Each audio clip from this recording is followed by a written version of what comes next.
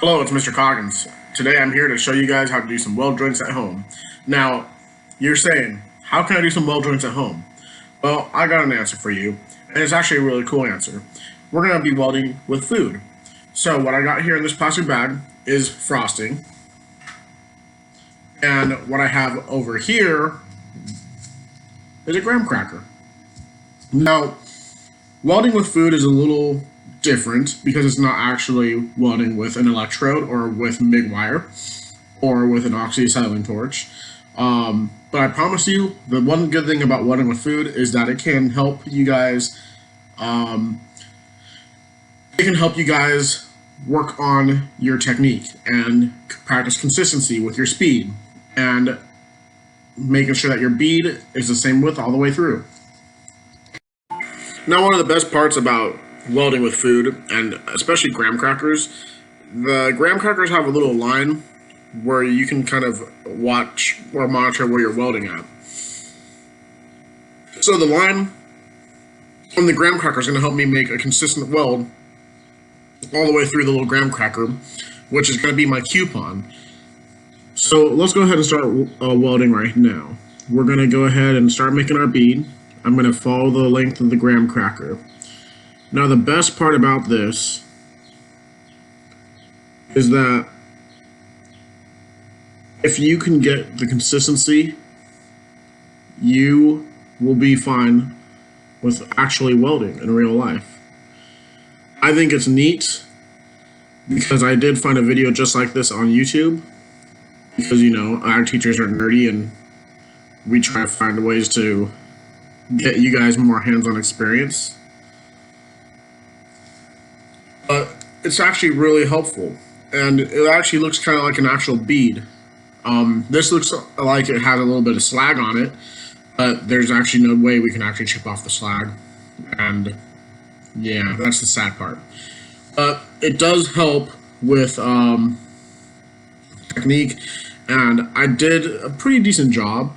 You guys can definitely critique me later on, but you can tell where I added a little bit. I slowed it a little bit down and where I sped up a little bit. You can also tell I wasn't necessarily 100% straight all the way through, but, you know, details, right? All right, so the first weld joint that I want you guys to do, and obviously before you even do any of the weld joints, practice on one little coupon of the graham crackers and just practice getting the consistency in your bead. What I would like for you guys to do, the first one, is the butt joint. The butt joint is pretty easy. You just want to make sure that when you do a butt joint that you are applying the frosting equally to both sides of the graham crackers. So you don't want to favor one of the graham crackers over the other. And I'm going a little bit fast because the frosting's starting to spew out. Okay, so one of the things that you want to do is just get it started and look over it to see if you can, I'm not doing very good right now. Look over it to see if you can see if it's covering both sides of, or both of the crackers equally. When you go forward, you want to go back halfway on the previous bead or the previous buildup you just made.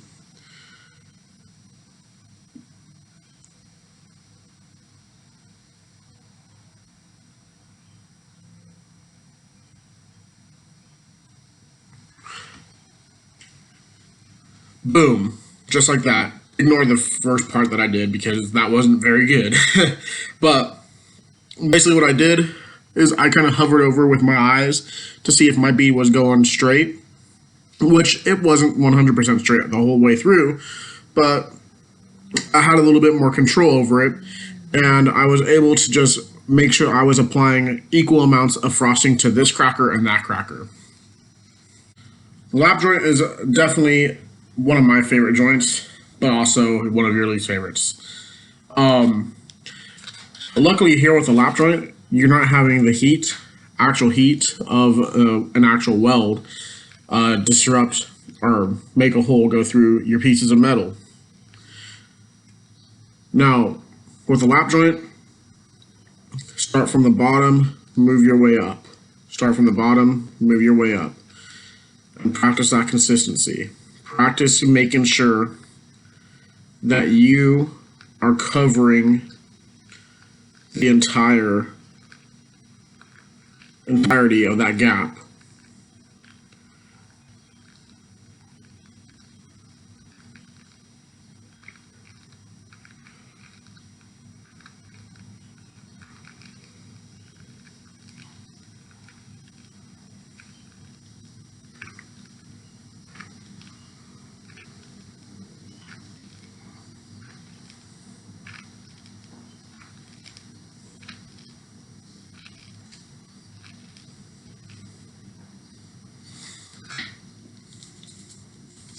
Awesome.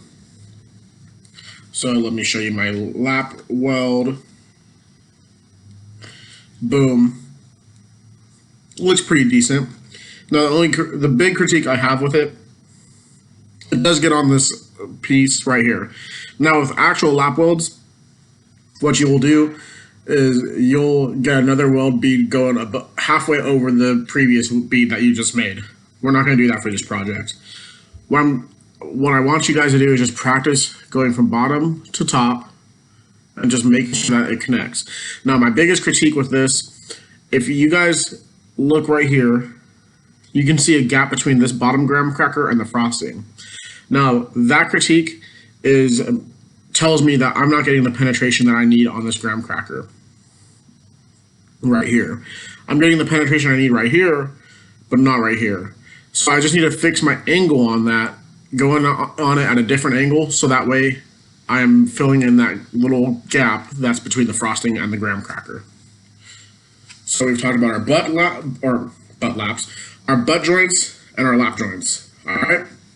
Now there's two more joints, and they're pretty similar to each other. So the last two joints we have to talk about are the T joints and the angle joints. Now the T joints, if you're familiar with them, are kind of like this. Let me keep on organized. You have a nice line there to help you guide you, and you just set it up like a T. Now, I'm going to weld from left to right. I'm sorry this camera angle is not very good for showing you a T joint. But I'm going to go ahead and start from the bottom and move my way up to the top of the other cracker. Not the top of the other cracker, but you know, move my way up.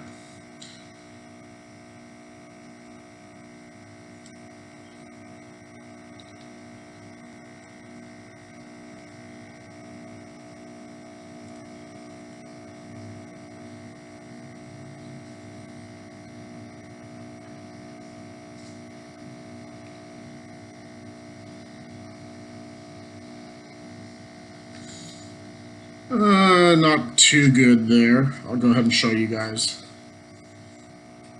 Basically, I don't have penetration on the bottom cracker. So I'm going to go ahead and switch sides. I'm going to try again.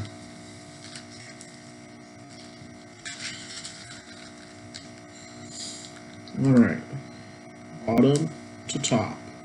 Bottom to top.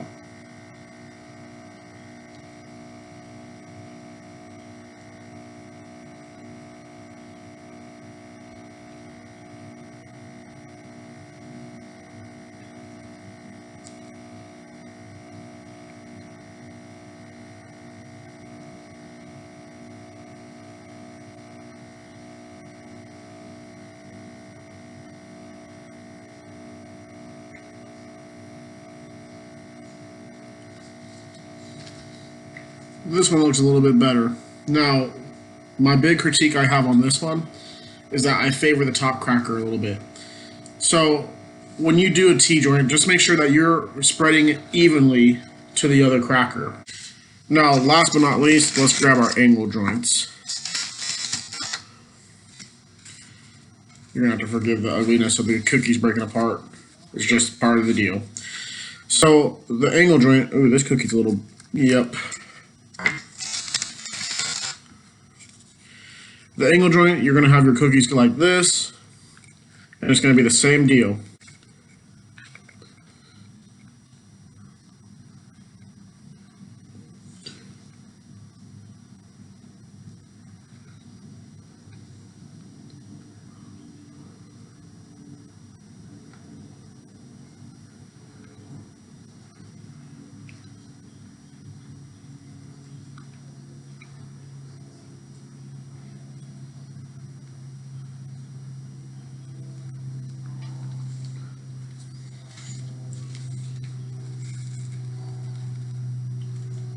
Voila. You're gonna have to pardon me because I can't necessarily pull it apart. But really what I want you guys to do, is just do your best to make those 4 welding joints, the butt joint, the lap joint, the T joint, and the angle joint.